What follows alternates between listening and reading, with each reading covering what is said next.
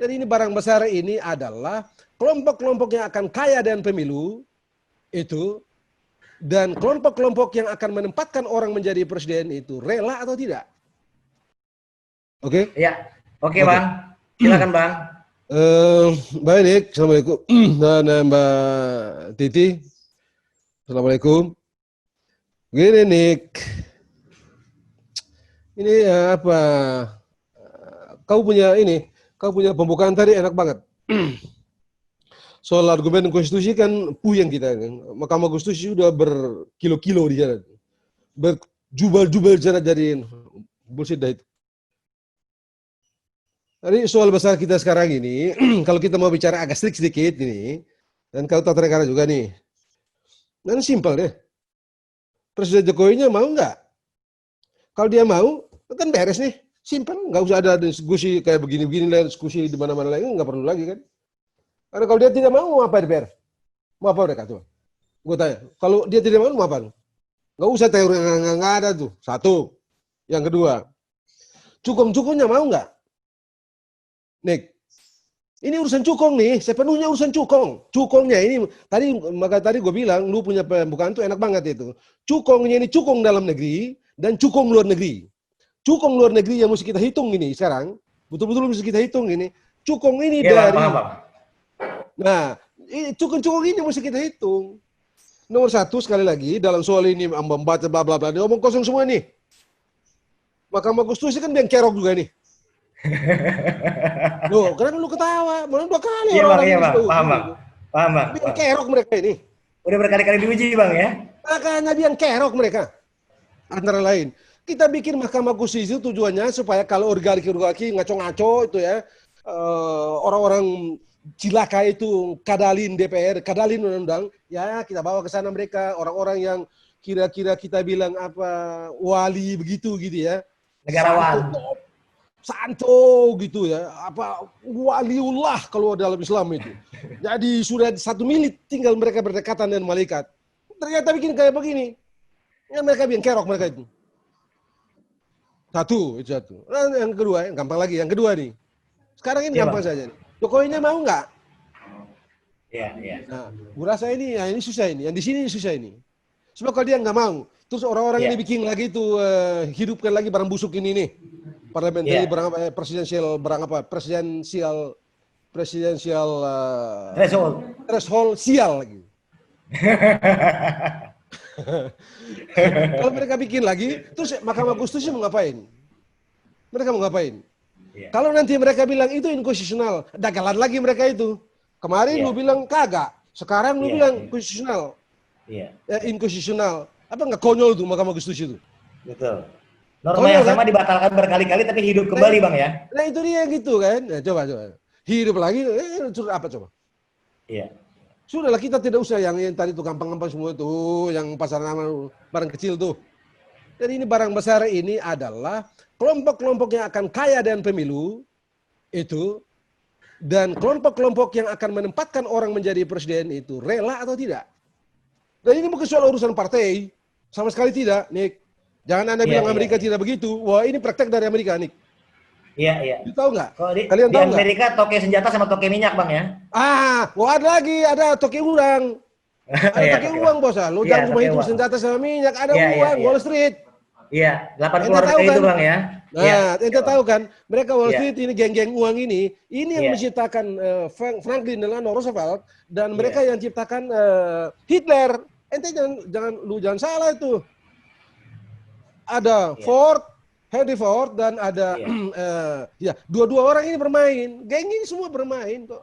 Makanya begitu kita ke DuPont sama Rockefeller taruh uang ke, begitu DuPont dan Rockefeller bilang sama Herbert Hoover waktu dia mau ikut pemilu yang kedua, sama mereka, Anda mau nggak program ini dilaksanakan? Apa Hoover bilang? Oh kamu fasis kalau begini, kalian ini fasis. Tidak bisa. Saya tidak mau menggunakan program Anda itu. Oke, kalau begitu, duit pindah taruh ke Rockefeller, Franklin Delano Roosevelt. Apa yang terjadi? Menang dia 4 kali jadi presiden. 4 kali, betul. Dulu waktu Taft sama Woodrow Wilson, karena geng uang sudah menyiapkan bank sentral, mesti jadi. Sementara si Taft bilang, oh tidak ada urusan dengan bank sentral. Aku ingin di nisanku nanti ditulis di situ presiden yang tolak, yang tidak suka. Aku ingin agar rakyat mengenang aku sebagai orang yang tidak suka terhadap bank sentral. Oh, Sehingga begitu di toh? amandemen Bang ya. Nah, bukan. Sehingga Begitu dibubarkan sikap. jadi Federal Reserve. Nah, bukan ini Habertas Iya, 1908 dia presiden kan, dia iya, menggantikan Roosevelt kan, iya. lalu pemilu 1913 kan. Nah, lalu Taft bilang apa? Oke, saya tidak mau ikut Anda. Oh begitu. Oke kalau begitu, tapi Taft populer di masyarakat, populernya luar biasa. Oke kalau begitu, bilang sama Wilson. Siapa yang pergi ke bilang sama Wilson? Kolonel Mendelhaus. Bilang sama Wilson. Wilson setuju bikin. Setuju teken itu undang-undang Federal Reserve. Iya. Oke kalau begitu. Tapi kalau Wilson dan Taft diadu langsung, Wilson out. Apa yang dilakukan oleh geng-geng duit ini? Suruh Theodore Roosevelt maju lagi, maju independen. Praktis Republik menempatkan 2 orang. Siapa satu? Taft satu dan Roosevelt. Ya out lah. Apa yang terjadi? Begitu kan Wilson menang. Begitu menang teken. Nggak ada cerita. Ini urusan duit, ini cukong semua ini. Ini urusan cukong. Pemilu ini dari awalnya urusan cukong. Lu kan belajar tata negara juga. Lu kan belajar sejarah juga. Iya, Coba iya. lu baca tuh Romawi. Ini urusan Iya. cukong. Nah, jadi ini sekarang siapa cukong lagi yang mau? Apapun yang mau kalian bilang ya, setelah ini, ya, katakanlah sudah kita anggaplah dagelan apapun namanya terserah lah. Mahkamah Konstitusi, Mahkamah DPR dan Presiden nanti keras kepala, tetapkan lagi presidensial threshold itu. Persis seperti yang kemarin, turun sedikit atau apapun, kira-kira akan tetapkan lagi. Yang kira-kira hasilnya nanti ada 2 atau 3 orang saja begitu. Ya. Lalu Anda tidak setuju, pergi ke sana ke Mahkamah Konstitusi. Sekarang katakanlah Mahkamah Konstitusi bilang, oke, kita sadar sekarang, sudah dikritik sana sini, jadi kita sudah sadar, kita kembali ke jalan yang benar. Sebut saja begitu gitu ya. Lalu dilepas semuanya. Oke, setuju, bagus. Pemilu partai 14, capresnya 14. Kayak kita main layang-layang di kampung-kampung gitu. Iya. Gitu kan? Partai 14, calonnya 14. Ujung-ujungnya tinggal 2, berkelahi lagi. Dan ketika tinggal 2, cukong lagi, duit, fulus. Orang ternyata bilang pipi. Orang pada bilang hepeng. Urusan hepeng nih. Jadi tuannya Alfulus Bang ya. Al-fulus, al-hepeng. Tidak ada lain, ngomong kosong semua. Tadi yang Titi bilang kampanye, tidak ada. Kampanye pakai duit. Kau kumpul orang rapat nih, di kampung-kampung kau kumpul duit. Pipi, rokok, minum, duit. Teman saya kemarin calon di sana di Surabaya, ya, ente tahu. Habis kata dia, saya tanya, bos, ente lihat berapa? 8 apa? Meter. Habis lewat. Di Ternate sana, waduh. Ini urusan duit. Dan Anda tahu kan, ada, dan dari awal memang duit ini barang ini. Jadi Anda mau apa? Pemilu adalah, demokrasi adalah barang ciptaan asli kapitalis. Tidak kurang, tidak lebih. Anda boleh berdebat apapun dan bukunya tersedia di manapun. Demokrasi itu tidak kurang dan tidak lebih, adalah anarki yang dikendalikan. Anda suka atau tidak suka, senang atau tidak senang. Begini ini jadinya. Jadi senang kalau kau orang kaya, kau menciptakan kayak begini. Supaya hari ini Niko bicara ini, besok Margarito bicara ini, lusa Titi bicara ini, kapan lagi siapa bicara ini. Jadi muter-muter begitu. Mereka ada di atas di angkasa terus nonton kita baru ketawa-ketawa bodoh tuh orang tolol tuh. Begitu Nick. Jadi apapun alasannya ya. Menurut saya sih saya setuju lah, saya senang lah. Dari awal juga kita senang dulu waktu ingin mengubah ini, tapi akhirnya jadi kayak begini. Nah, Undang-Undang Dasar 1945 yang sudah diubah pasal 6 tadi itu fondasinya jelas kok. Nggak ada cerita tuh. Dari mana tuh karang-karang? Tapi ini juga jelas memperlihatkan Nick. Lu kan warga tata negara juga. Hukum tata negara itu sedikit banyaknya dikemudikan, dipandu oleh politik. Dan politik dipandu oleh Hepeng. Peng. Nah, bagaimana Bang dengan pengalaman di Prancis sebagai Republik kelima, kemarin Macron bisa terpilih jadi presiden, padahal partainya partai baru. Bagaimana dengan pendekatan yang seperti itu? Tergantung. Anda jangan salah. Lu lihat si Franklin Delano Roosevelt itu lumpuh, terpilih. Nah, kalau lu ada duit, Nick, ya, kalau lu cukong nih, sekali-sekali lu bikin agak beres sedikit. Nah, sekali lu ngaco lagi supaya orang-orang pemikir kayak lu, gua, begitu kan, yang lain-lain mikir terus. Oh iya ada begini. Nah, kayak lu bertanya ini gitu. Itu doang, Nick. Tidak kurang dan tidak lebih. Enggak ada. Lu mau harap itu DPR sana nanti begini dan begitu dan segala macam. Allah, enggak ada cerita. Dari awal dasarnya DPI itu kerjanya mengkonsolidasi kepentingan orang-orang berduit. Tidak kurang dan tidak lebih. Omong kosong semua. Anda boleh cek undang-undang. Waktu bikin undang-undang perdagangan budak di Inggris. Anda tahu yang dorong oleh siapa? Royal African Company. Mereka ini yang mendagang budak. Setelah itu didukung oleh siapa? Didukung oleh Virginia Company. Dagang budak. Orang-orang hitam yang ada di sana itu didagangkan oleh orang ini. Undang-undangnya dibikin oleh korporasi-korporasi itu. Belum lagi undang-undang tentang pembelian dagang sutra, begitu. Pedagang-pedagang sutra juga yang bikin undang-undang itu. Jadi siapa bilang undang-undang itu refleksi dari kayak lu kata kita dulu undang-undang lah ada kristalisasi dari nilai-nilai kehidupan bangsa. Dari mana ceritanya? Omong kosong semua itu, cukong. Apalagi undang-undang ekonomi, cukong semua yang atur. Nah, jadi ya sudahlah, beginilah keadaan kita. Anda tidak punya jalan keluar. Dan bangsa ini tidak menyediakan orang untuk sehebat yang dibayangkan oleh orang-orang benar. Kita tidak mungkin. Tidak mungkin kita mendapatkan orang sistemnya kayak begini. Sekarang Anda buka ini sistem ini. Membiarkan semua orang bisa calon. Tapi kalau tetap kampanye dari Jawa sampai di Ternate di sana, Jawa dari Jakarta sini, dari Cengkareng pergi ke Papua, Cengkareng pergi ke Batam, Cengkareng pergi ke Kalimantan, pakai apa? Pakai daun. Lu terbang pakai itu layang-layang. Pakai pesawat, saya nyewa, pakai duit. Duit dari mana? Berapa duit Anies? Berapa duit ini si siapa yang jaga? Berapa duit ini siapa sebut saja nih siapa di Jawa Barat atau di Jawa Tengah? Berapa mereka punya duit? Ini duit ini kan bergudang-gudang, Nick. Dari mana dapatnya? Sumbangan. Pakai sumbangan. Urusan sumbangan ini kan lu tahu yang namanya apa Lex Figula.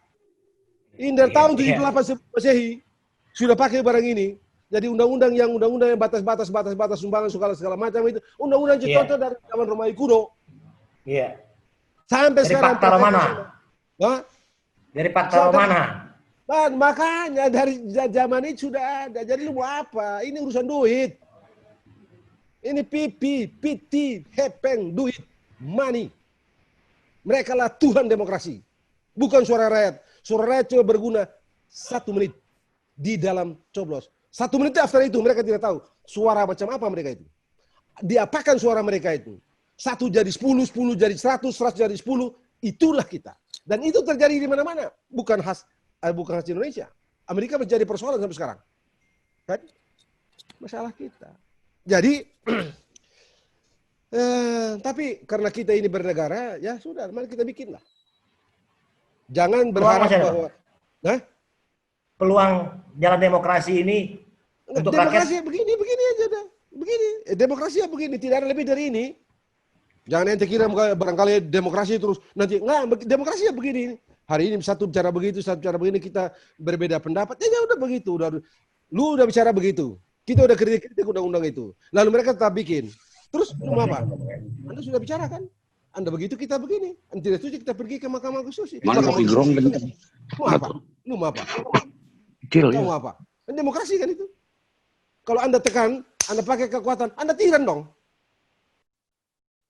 Begitu. Jadi sudah begini. Karena itu ya sudah betul. Tuhan bilang orang-orang kita ini mesti banyak sabar. Apalagi dalam demokrasi ini. Celaka 12 ini. Apalagi saat ini, ya di mana-mana di dunia ini sudah diterapkan full teorinya si cara berpikir dan cara mengelola kekuasaan ala Walter Lippmann, orang yang menasihati Woodrow Wilson dalam Perang Dunia Pertama, dan dia pula yang ikut merancang perjanjian Versailles bersama dengan Hakim Louis Brandeis. Itu yang terjadi sekarang ini. Karena itu tiap hari kita menemukan ada isu begini, ada isu begitu, ada isu begini, ada isu begitu, dan seterusnya. Saling sangkal di sana sini. Dan terjadi hebat sekali. That's itu. Itulah yang Walter Lippmann bilang, demokrasi. Anda menuntun. Harus ada yang menuntun. Ada yang memandu. Suka atau tidak. Di atas itu semua, Nick. Tidaklah, kita ini karena kau juga belajar tata negara, ya. Jadi, sudahlah, mudah-mudahan mereka bikin undang-undang ini yang benar lah. Supaya kita jangan diskusi terlalu banyak, persoalan jadi sederhana. Sederhananya apa? Kalau Pak Jokowi bilang, kawan-kawan DPR, aku tidak mau ada tuh presiden soal sinting apa tuh barang itu, apa tuh nggak ada urusan. Pokoknya 0. Semua boleh calon. Selesai persoalan. Habis persoalan. Tapi kalau kawan itu diam saja, terserah orang sana. Mereka tulis lagi. Mereka tulis lagi. Cuma di atas semuanya, siapa sih yang mau calon? Jadi siapapun nanti yang calon presiden ini, ya, yang tua atau yang muda, yang segala macam ini, semuanya tidak bisa bernapas, tidak bisa independen, tidak bisa lain-lain di mata para cukong-cukong. Bukan rakyat yang coblos-coblos itu, no way. Bukan rakyat. Rakyat cuma berguna 1 menit. Tidak kurang dan tidak lebih. Selebihnya urusan kita. Anda minggir. Begitu coblos selesai, ini urusan kami. Bukan Anda lagi. Bukan Niko, bukan Margarito, bukan Titi, bukan siapa. Ini urusan kami. Urusan kita kan cuma cuap-cuap begini doang. Yang tulis-tulis itu bukan kita. Yang 10 jadi 1, 1 jadi 10, 100 jadi 1, 10 jadi 1000, 1000 jadi 100. Bukan lu sama gua. Demokrasi. Jadi mesti sabar. Bang, substansinya kan kalau bicara demokrasi kan harus sampai pada kesejahteraan rakyat. Karena akses semua orang sama. Ente Semua jangan orang salah. sama. Lu salah juga ini. Itu kalau Aristoteles. Ya. Aristoteles bilang kalau ketika demokrasi dan kesejahteraan itu diadu dan terlihat kesejahteraan akan terkapar, tinggalkan demokrasi. Tapi jangan lupa, Madison yang bikin Undang-Undang Dasar 1945, Undang-Undang Dasar Amerika Serikat itu bilang kalau kesejahteraan dan demokrasi itu diadu dan kira-kira demokrasi akan kalah, kesejahteraan jadi disingkirkan. Itu sebabnya yang top di Amerika itu orang putih semua, orang kaya semua. Nggak ada. Itu Philadelphia Convention, Bang, ya? Sudah waktu dari penyusunan konstitusi di Philadelphia. Konstitusi itu bilasnya. Itu dia. Jadi begitu cara berpikir mereka. Waktu mereka bikin susun konstitusi itu, mereka juga tidak hitung untuk orang-orang kulit hitam. Diskriminasi mereka dari awal. Begitu Amerika. Demokrasi yang untuk orang kaya. Demokrasi ini peruntukan untuk Amerika, diperuntukkan orang-orang di utara. Prakarsa membentuk Undang-Undang Dasar Amerika Serikat itu prakarsa kulit putih. Orang-orang kaya, tuan-tuan kebun semua. Orang-orang Virginia yang di dalam Virginia Company, geng-geng itu, geng-geng plantation dan segala macam itu yang bikin, bukan orang melarat kayak lu sama gua, enggak. Orang-orang kaya yang bikin semua itu untuk kepentingan mereka. Demokrasi itu dirangsang pembentukannya oleh orang-orang kaya. Tidak ada rakyat yang bikin demokrasi. Yang bikin demokrasi itu para aristokrat, orang-orang kaya pemilik tanah besar. Anda suka atau tidak suka? Cek. Cek itu di Romawi kuno, cek Yunani kuno, cek di Inggris. Yang Amerika jadikan sebagai contoh itu. Kita aja yang bilang demokrasi musiknya kagak. Demokrasi yang begini. Nah, cuma ya 10 kita kasih rakyat kecil 2 begitu kan. Jadi ada kue pembangunan ini 100 gitu ya. Kita kasih rakyat kecil 10. Untuk rakyat kecil 10.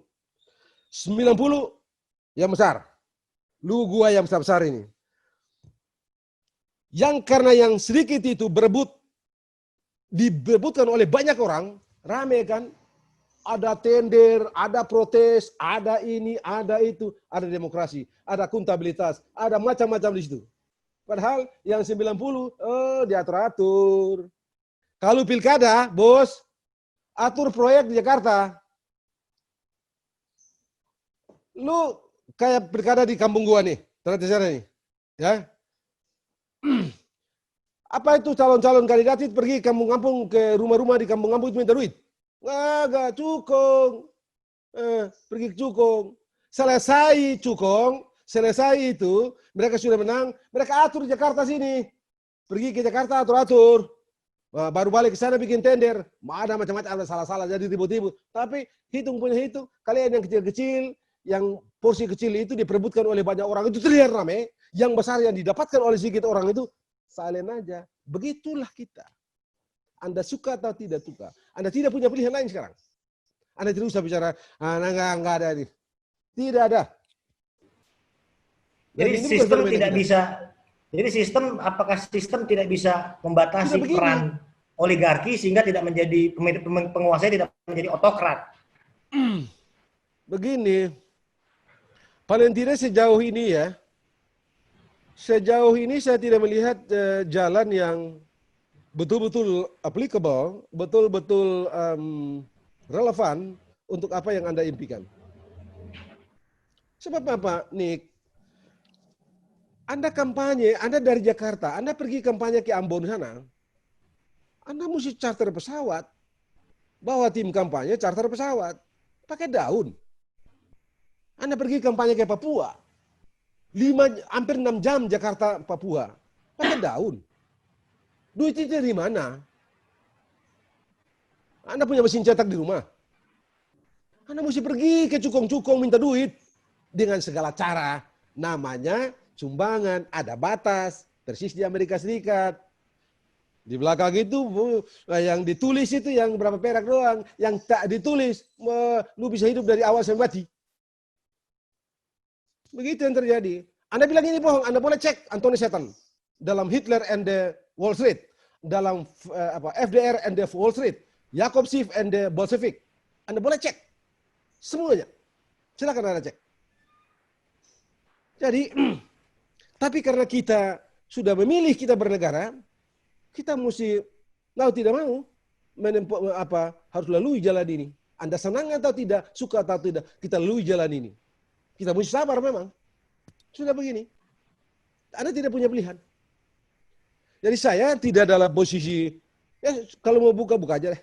Anda mau cari argumentasi, omong kosong deh. Argumentasi kan udah hampir 2 tumpuk, berapa ribu kertas ada di Mahkamah Konstitusi, mau cari apa lagi? Hah? Mencari apa lagi? Dulu kan Pak Yusuf, sudahlah, mau cari apa lagi? Jadi ini kembali ke soal sekarang ini, apakah presidennya mau atau tidak? Kalau presidennya mau, kalau presiden tidak mau, presiden membiarkan ini berjalan sesuai dengan dinamika politik yang sedang berlangsung, maka kita akan bertemu lagi dengan presidential threshold. Dan itu berarti kita akan pergi ke Mahkamah Konstitusi.